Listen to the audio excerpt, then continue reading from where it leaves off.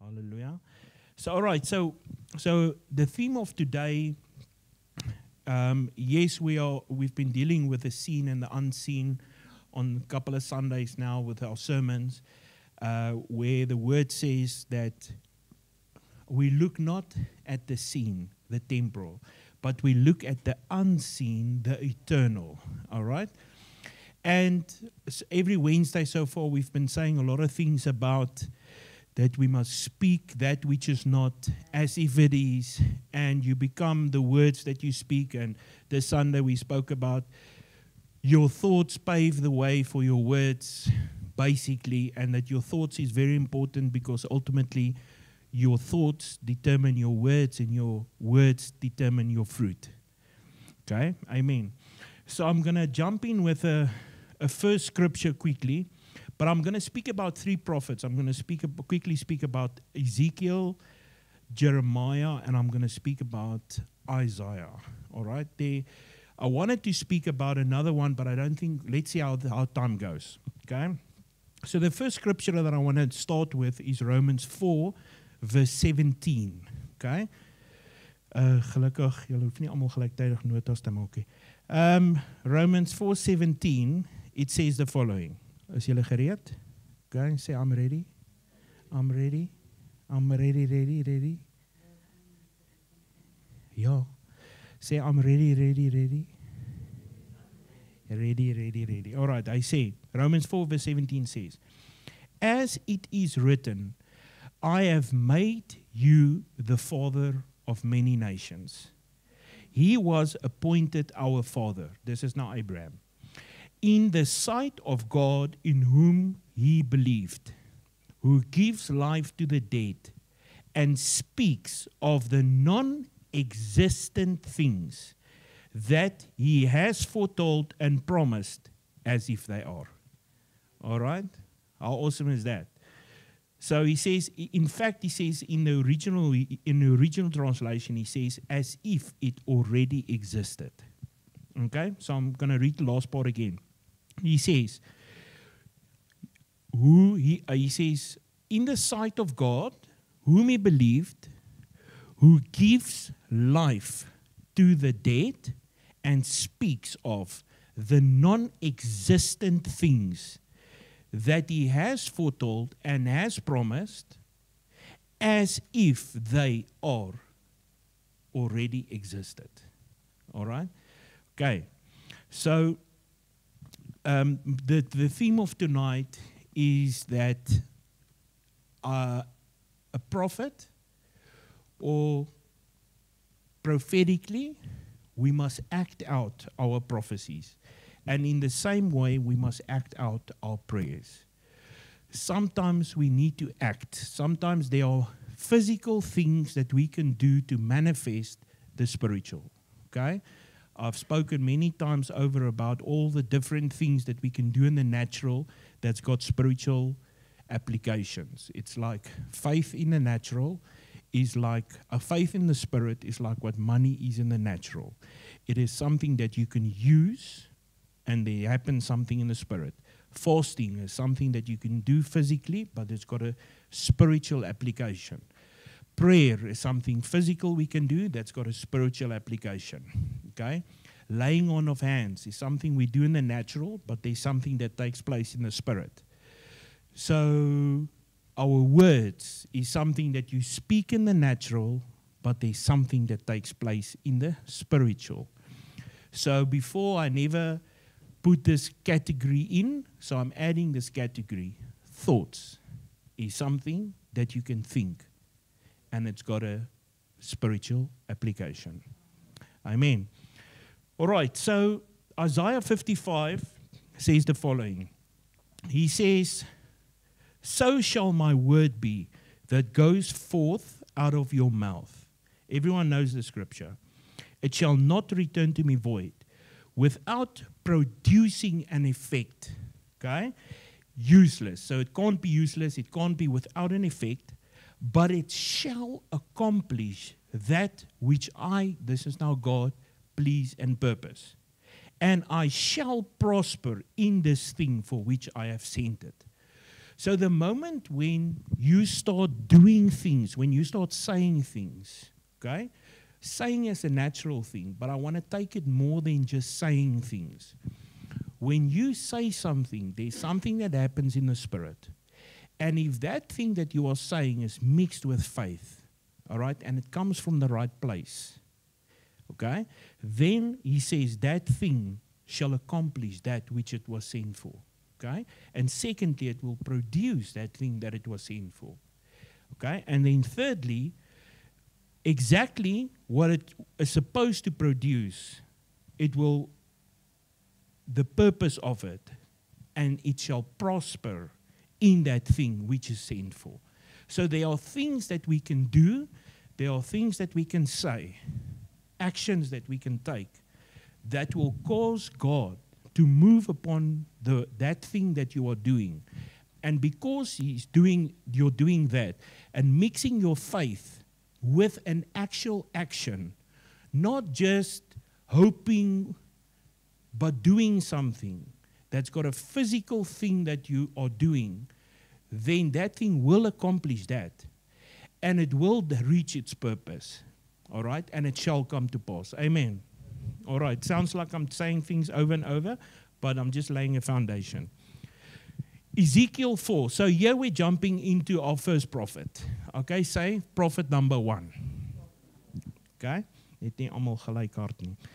Ezekiel 4 verse 4, he says, then, Ezekiel 4, 4-6. Okay.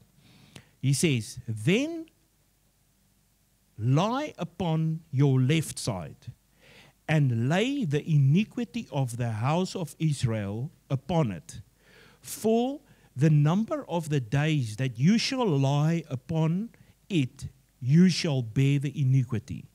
Okay, so here God is giving the prophet Ezekiel an instruction. He's saying to him that I want you to do something in the physical. And that thing that you are doing in the physical is going to represent something that I want to do. Amen? Okay? And in this case, he's saying, you shall bear the iniquity. Now, he says, for I have laid upon you the years of their iniquity. According to the number of days, 390, which represented 390 years. So you shall bear the iniquity of the house of Israel. And when you have fulfilled them, lie again on your right side. So now he must lay on his left side for 390 days. Okay? Okay, listen. 390 days, the prophet must lay on his left side. And then God says, after that, once you've accomplished that and you were bearing the iniquity of Israel, now for a purpose and a reason, you're going to lay on your right side. And he says, on the right side, you are going to lay, so you shall bear the iniquity of the house of Israel. And then when you have fulfilled them, lie again on your right side, and you shall bear the iniquity of the house of Judah for 40 days. I have appointed you 1 day for each year. All right. So, the 40 days represented the punishment that God was going to put onto Israel and Judah for their sinful acts. Okay? But the point of the matter is, yes, then after this, if you continue and you read on in Scripture, you'll find that God then brought judgment onto Israel and things happened, and we don't have time to go into the whole story. My point tonight is that Ezekiel was given an instruction. This instruction said, lay on your left side for 390 days, because it represented 390 years. And then he said, lay on your right-hand side for 40 days, and it represented 40 years. Okay? The prophet did exactly that. And because he did this physical thing, God did something spiritual. Okay? And after that, if you keep on reading, Israel had a major breakthrough again, and they were restored again and all of that. But the prophet had to act out his prophecy. Okay? Many times, if you are really looking for a breakthrough, if you're really trusting God for certain things, God will bring about an action or something in your life that you must do, because He wants you to connect your faith to the action. Because many times if we don't take an action and do something, we don't take it serious. And many times then nothing happens. Okay? Next one. Okay, say prophet number 2. All right. So this is the prophet Jeremiah. Okay, so we're going to jump into Jeremiah 27 verse 2. So here he says, this says the Lord to me, make yourself thongs and yokes, bars, and put them upon your neck. All right? So here basically Jeremiah had to take a wooden yoke, and he had to put this wooden yoke around his neck because it symbolized Judah's captivity in that time. All right? And it was actually a prophecy that he was acting out in this thing, because God wanted them to submit to his will. So imagine here, this prophet, I want to try and see if I wrote down how long he actually carried this.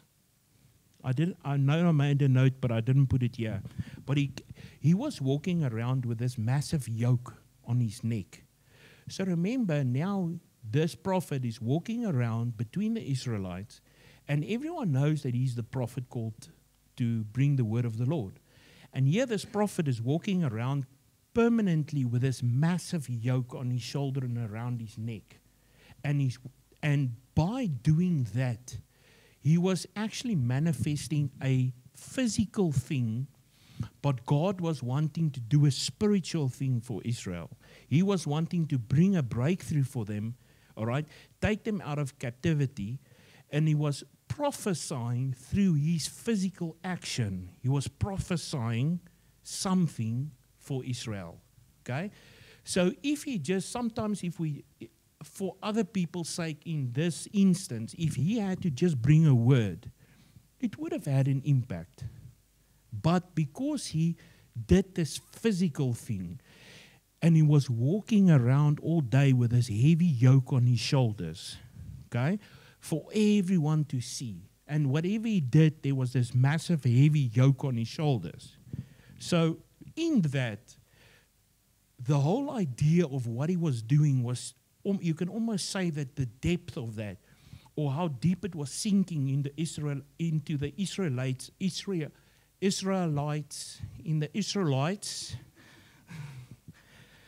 All right, my Afrikaans is moeg vandag. Okay? In the Israelites, it sank much deeper into their hearts, and they took it more literal. They grasped it, yes, wat gaan aan hier so? They grasped more clearly what was the message that he was trying to portray by wearing this heavy yoke. Amen? All right. So ultimately, he was saying also to them, listen, this yoke that I'm carrying, God is calling the Israelites once again to submit unto God, okay, by carrying this heavy yoke. So he was sending a message, and it had a spiritual effect on the whole of the Judeans. All right? Amen. Okay. Hallelujah. Julle verstaan. Okay, volgende ene. Sê prophet number 3. Okay. So the next one is Prophet Isaiah. Okay, so I'm going to read Isaiah 20. So you guys can go and read the whole chapters. It's very interesting if you go and read it and you get the whole depth of what I'm trying to say. But for what we are doing tonight, I think this will give a good message. Okay? So Isaiah 20 verse 2 to 3, okay, says the following. At the time the Lord spoke to Isaiah, son of Amos, saying, Go loose the sackcloth from your loins, and take your shoes off your feet. And he had done so, walking naked and barefoot. And the Lord said, As my servant Isaiah has walked naked and barefoot for 3 years as a sign and a wonder to Egypt and to Cush. All right. Okay. 3 years. Okay. So you hear how long these people are doing things. But do you also hear how quick we want things? Okay. So here this prophet Isaiah, for a long time, 3 years, walking barefoot. Remember, it's nie stad nie. Hy loop op die sypaadjie nie. All right? They're in the wilderness. They're out in the bush. It's not like today. All right? They're walking out in the veld. Who's ever gone hunting? Okay? Net die mans. Daarom een of twee vrouens. Okay? Who's ever just walked in the veld? Okay? All right? Almal se hande. Hallelujah. Have you ever gone on a stap tour? What's a stap tour in English? A hike. All right, a hike. Have you ever gone on a hike? A stap tour. Is mooi Afrikaans, hè? Naked. Nee, daarom nie naked nie. Nee, ons het laas keer oor David gepraat. Okay? Hy was David en David. Okay? Anyway, mag jy grappies maak nie? Imagine going on a hike, and on the hike, you take your shoes off. You know this is like a 3 or 5 day hike. Usually those things are like 30, 50, depending on how long and which hike you go on. Some of them are even like 70, 100 kilos, those very long hikes.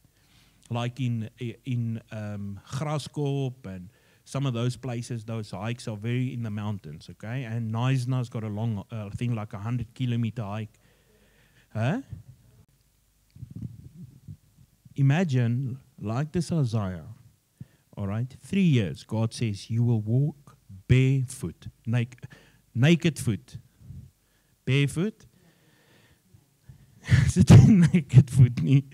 Barefoot, all right?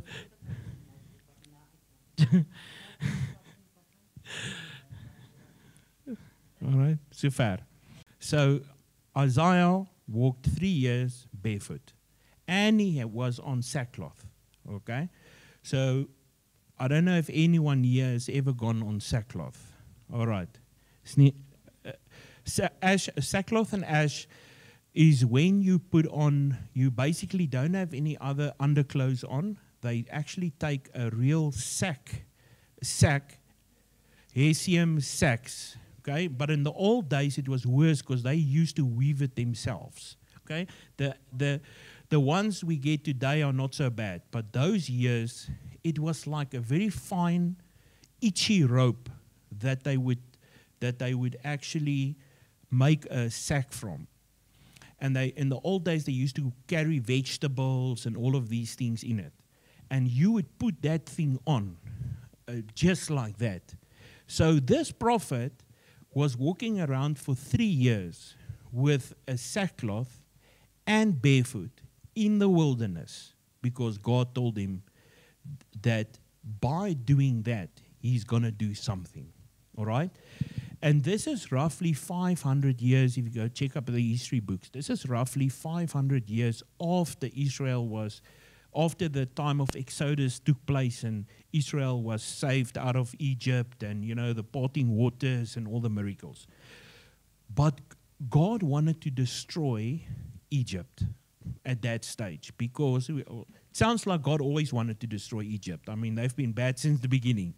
But at that stage, it was 500 years after Exodus, and he wanted to destroy Egypt,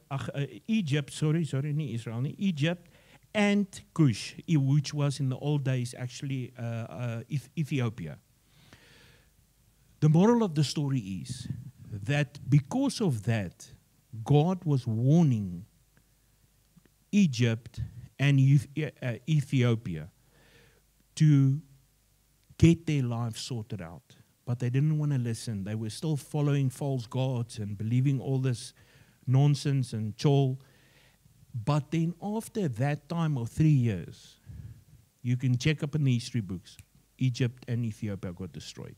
I mean, they got taken over by a lot of other nations, and bad stuff happened. But the moral of the story is God spoke to a prophet, and he told him to do something in the natural. And because he did something in the natural, God honored that thing that he did. Okay? And then after that, God brought about something in the natural that he did because of the obedience of the prophet. Okay? The previous one, actually, Jeremiah, no, it wasn't Jeremiah. The first one with Ezekiel, God actually told him, the amount of days that you do not sleep on your side is the amount of days that he will not act. Okay? So my question is, what I asked earlier was, what have you done in your life in the natural, where we are trusting God for some sort of a breakthrough, some sort of an answer, some sort of a whatever we are trusting God for? Number one, maybe, where have you been obedient long enough for what God wants to do in your life? Wat gaan aan daar? Well, ek sien almal kyk ewe skielik op. Dis ek soos, alright? Number one. Number two, if not out of obedience that God maybe told you something, what have you maybe done in faith as an action to connect your faith to this physical thing to get a breakthrough or to have a prayer answered? And the third thing is, how long are you willing to do it? Because we're living in such a drive-through life, drive times of everything is fast food, fast this, fast that. We want fast prayers, fast breakthroughs. We want fast acceleration. We want fast promotion. You know, if you don't get something fast enough, then the next thing that everyone says is, oh, maybe it's not for me. If it's just a little bit hard or take a little bit long, then all of a sudden it's not for me. Or maybe I heard wrong, or maybe I'm not, you know. And there's always just excuses and things that take place, but we're not willing to put in the time and the effort. These prophets, years went past that God gave them an instruction. So when God gave you an instruction, when God gives me an instruction, think about it. How long were you able to keep standing in that? How long were you faithful? How long have you been doing it? Okay? How long have you not compromised? And then the thing is, the bigger question there is, yes, we believe in grace. Yes, we believe in mercy. But remember, the Bible says, on the other side of obedience lies blessing. Delayed obedience is still disobedience.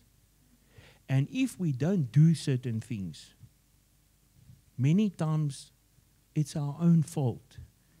If we do not see God's hand in our life, it's sometimes our own fault if we don't see breakthroughs. It's our own fault, many of these things. And we should get away from blaming God for half of the things that we do not follow through, the things that we do not do, the times we do not spend praying, the times we do not spend reading the Word, the times we do not spend fasting. Okay?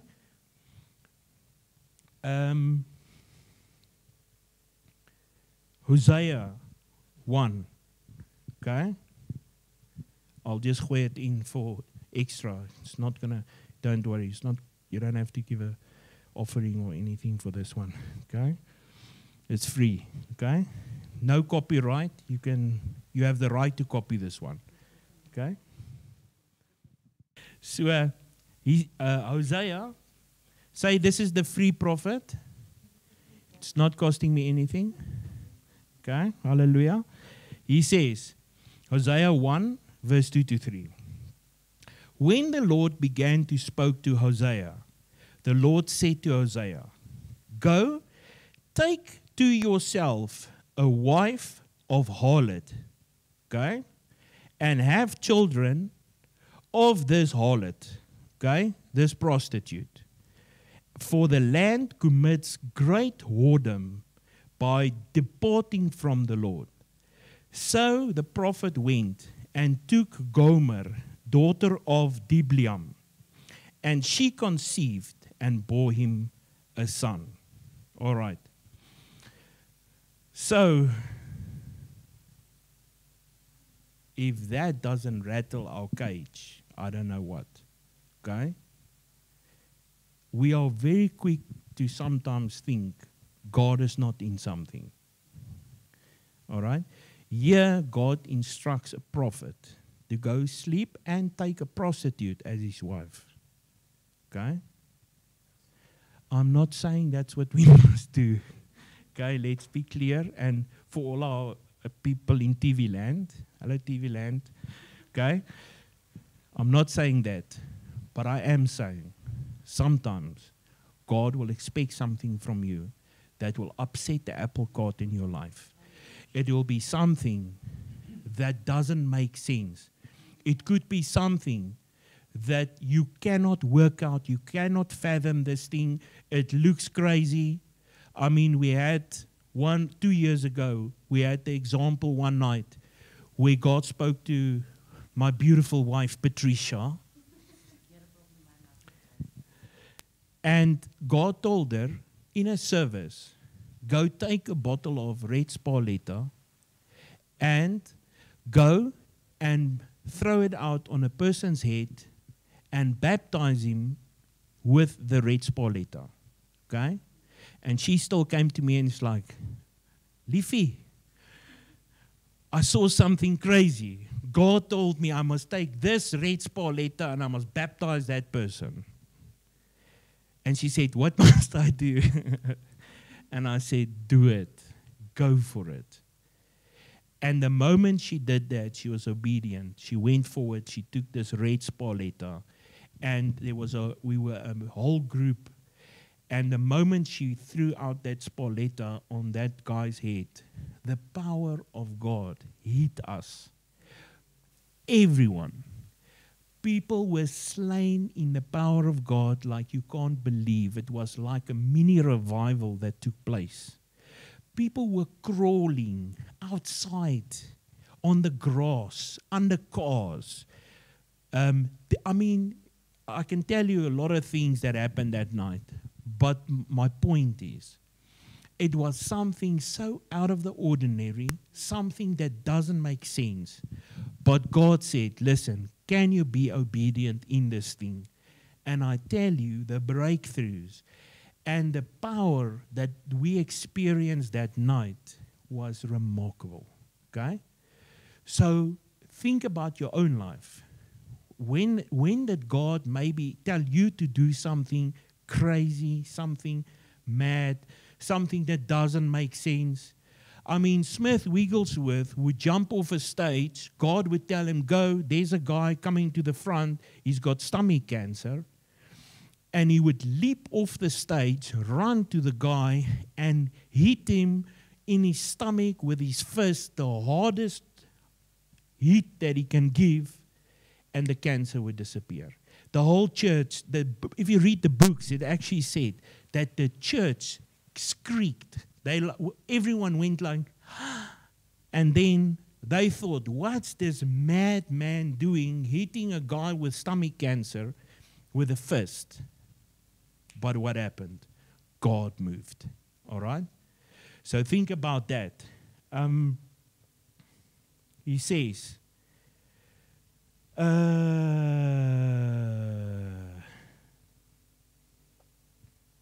Romans 4:17. We're almost done. Okay? Romans 4:17. He says, once again, we did it in the beginning. Okay, I'm going to read it again.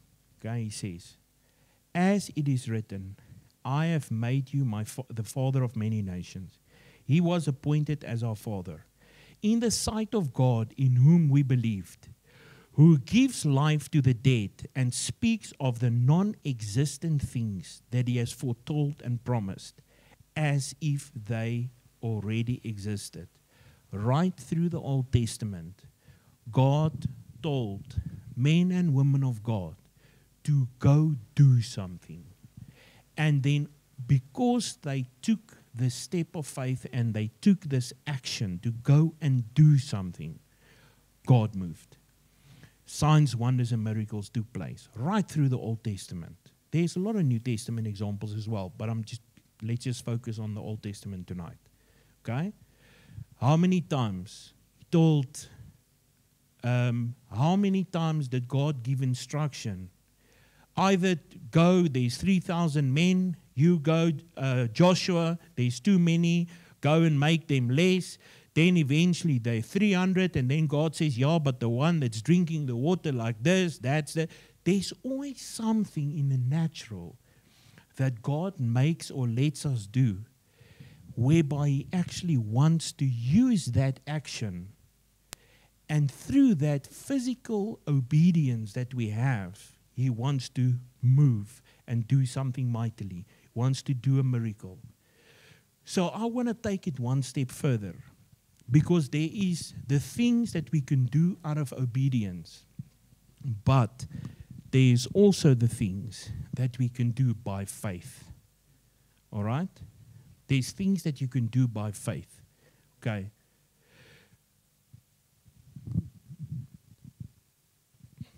A couple of weeks ago, I always say that we must act out the things that we trust God for.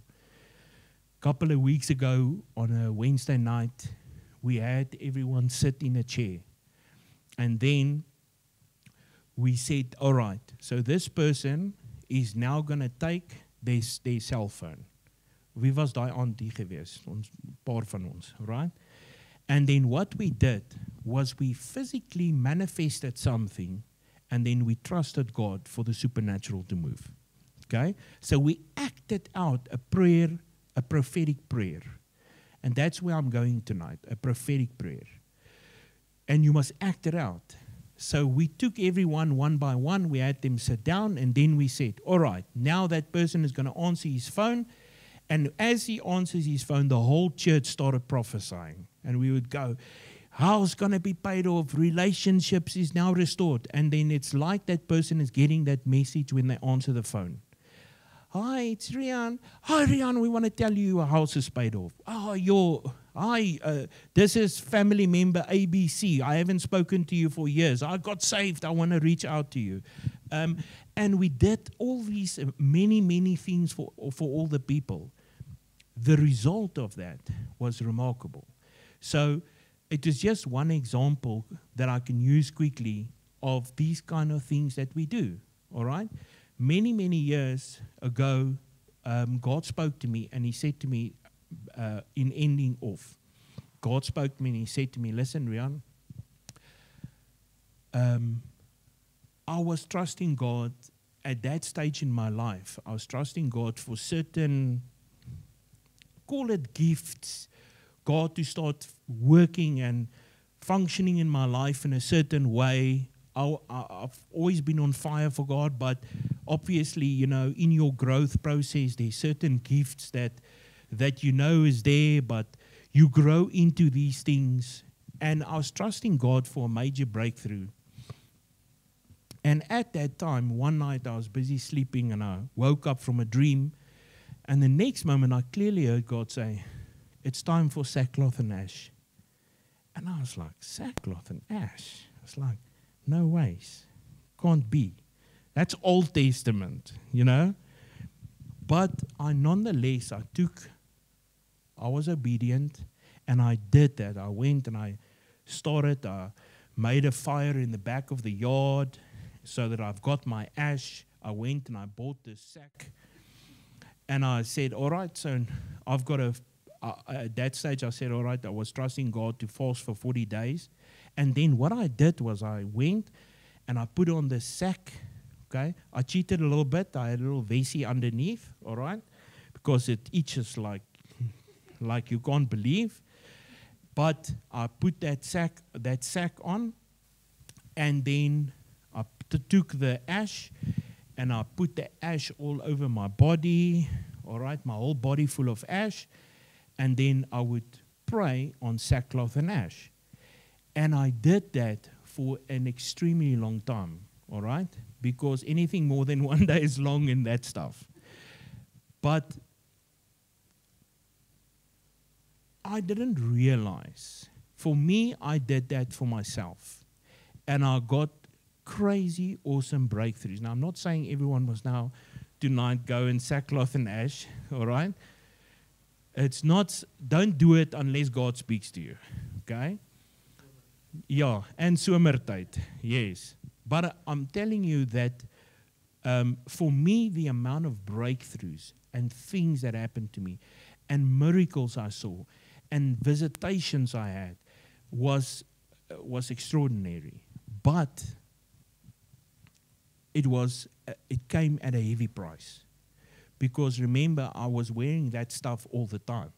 So if I go to the shops, okay, I would go to the shops, walk in, then I would go and I have to go buy, let's say, groceries or food, you know. And then while I'm busy there, then you already see the security guard going, what's this guy doing there in the aisle? And then I pack my trolley full of stuff, you know, and then I get to the front, and usually somewhere someone would come and say, hi, sir, can I give you some money for your groceries, you know? And people thought I was a beggar. So many times I ended up not paying for my groceries. I don't think that was God's original idea, but it was a side benefit. But people used to look at you, and then people was like, what's this guy doing here, you know? And they thought I was a bum, you know? Even when I went to church, I couldn't sit in the front. So I had a little plastic bag that I would pull over the seat, okay? Because remember, I'm dirty, okay? Full of ash, this dirty sackcloth, and then I would put a little black bag over the seat, and I would sit in the very back row, but I make sure that I go to church when everyone's already sitting down, looking forward, okay? Anyway, so after that, you don't always see how other people see the steps of faith and actions that we take, and how that can influence other believers. So for me, I was doing that for personal reasons out of obedience, but I never realized how many people's hearts and how many people will be influenced through that act of faith and obedience. Okay? Many people afterwards would come and say, wow, you know what? When you did that, that touched my life. That touched my heart. You know, that brought back something. I immediately began to become more obedient. You know, because you did that radical thing, I now trusted God for some sort of a radical thing. All right? Amen? So I'm saying tonight that we need to act out our prophecies. We need to act out our prayers. Okay? And take the step of faith. Do stuff. You know? If it means that if you want to have, you know, the Bible says that in the Old Testament, whenever there was victory, you know, they would take a banner, a white banner, like a white flag, and they would take that white flag and they would actually, you know, swing it to indicate or show that God has given victory. You know, maybe we need to start taking steps of faith like that, and maybe in your prayer room, why not get a white flag if there's something that you are trusting God for? And remember, God that sees in secret will reward us in the open. That's what the scripture says. Even when you fast in secret, God will reward you in open. So I'm just using an example. Why not get a little white flag? And if you're trusting God for breakthrough or deliverance or some sort of victory in your life, in your prayer time, why don't you take that flag and you start swinging that white flag like a madman there in your prayer time? Luckily, no one can see you. But you swing that thing and you say, God, this is how I'm swinging my flag, because I'm stepping into victory, because I'm seeing that which is not as if it is. He says there, as if it already existed. You know? Go sit in that car, in that dealership, and imagine yourself and say, God, this is how. Go there with flowers and a cool drink, a non-alcoholic champagne.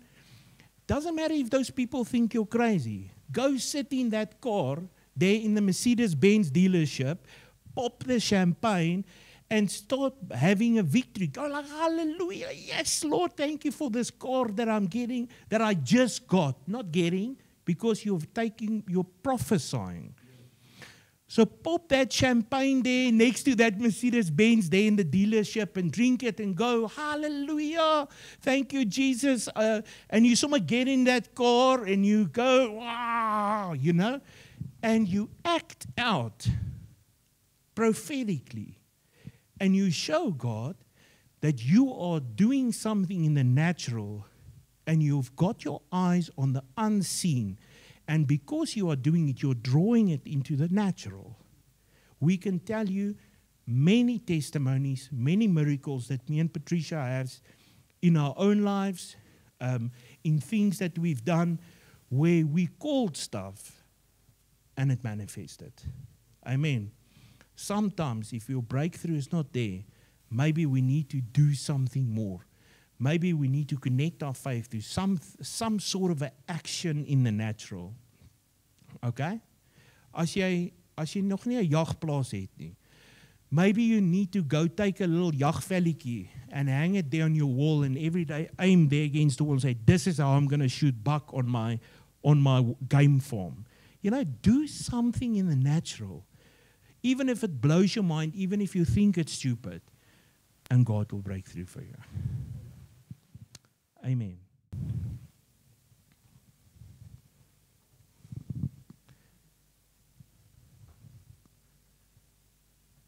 So who wants to act out something? All right? Gaan ons iets act out. Okay, net ek en Rudy. All right, hallelujah. Dan sal net ek en Rudy iets act out, dan kan julle vir ons kyk. All right. So let's act something out. Okay, we are 2, 4, few people, all right? So why not take the initiative and we quickly act something out? Behalwe as my pa eers iets wil sê. Wil gaan iets sê. My pa bietjie. Sê maar iets langs. Nou voorsien te act nie. All right? So after my father, then we can then we'll quickly pray for a few minutes. I just want us to also pray. Doesn't help we just teach stuff. You know that I'm someone that believes we must do something physical for whatever we are doing. Amen. All right. Hulle praat Afrikaans in die hemel. Ek het in die nag, as hy lê en slaap en ander lê en slaap, dan het ek na hulle bed toe gegaan en my hande oor hulle gehou. En hulle was in die wêreld gewees. En dan het ek gesê, Here, dankie vir die man van God wat hier lê. Dankie vir die wonderwerke wat hy doen. Dankie vir die genesings. Dankie vir hierdie profeet van God wat hier lê. En soms lê hy daar onder die invloed van drank, want hulle was in die wêreld gewees. En ek het nie opgehou daarmee nie. Inteendeel, daar nie geëet nie. Ek het 47 kilogram geweeg. Ek het net beetsap en wortelsap gedrink. En elke tweede dag het dokter van self my 'n drip opgesit en my gesê, Herman, jy gaan vrek. Ek sê nee, my volgende maaltyd is in die hemel of my kinders kom reg. En eendag, toe stap Rian by die voordeur in, en toe Andre hom sien, toe sê my dad, ek wil hê wat my broer het. En toe begin dit. So you can act it out. Dit is so. En ek het geglo, want my ma het gesê, jou kinders gaan vir God werk. En toe, eendag, toe pik 'n hoenderhaan vir Andre. Dus hy klein, hom stukken gepik. Toe vat my ma die hoender, en Andre hou hom vas en sy kap die hoender sy kop af. Vir 'n klein seentjie was dit baie wreed. Maar God het vir hom gewys daar, niemand gaan jou iets doen nie. En hy het dit verstaan. En hy verstaan het vandag nog. En ek wil met die grootste respek sê, dit wat ons uitgeacte daar, het God vir ons geëer. Want, nie omdat dit my kinders is nie, maar ek weet nie van 100 myl om ons, 100 kilometers om ons, is daar mense wat doen wat Andre en Rian doen nie. En ek was by. Ek is by waar die dooies opgewek word. Ek was by waar daar goed gebeur wat nie menslik moontlik is nie. Jy verstaan?